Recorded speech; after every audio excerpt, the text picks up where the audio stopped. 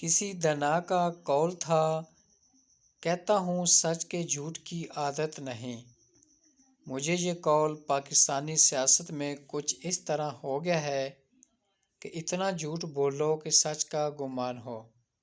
پاکستان کی سیاست میں یہ مظاہرہ گزشتہ 3 برس میں کچھ زیادہ ہو رہا ہے۔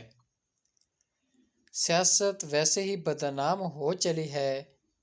اگر عام زندگی میں وعدہ خلافی کرے یا جھوٹ بولے تو یہی کہا جاتا ہے، یار ہمارے ساتھ سیاست نہ کرو۔ اس سے اندازہ لگایا جا سکتا ہے سیاست کو کس نظر دیکھا جانے لگا ہے۔ حزب اختلاف اور حکومتی اراکین میں جھوٹ بولنے کا مقابلہ نظر آتا ہے، جس بنا پر عوامی نمائندگان کے اس معتبر ایوان کی کارروائی ٹھپ پڑی ہے۔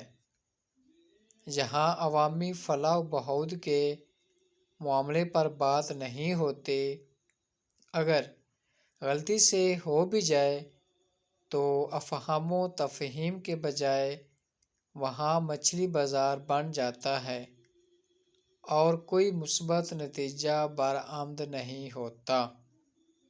ایسی صورتحال میں وہ اراکین جو الیکٹ ایبل کہلاتے، وہ کسی نظریہ سے بالاتر ہوتے ہیں۔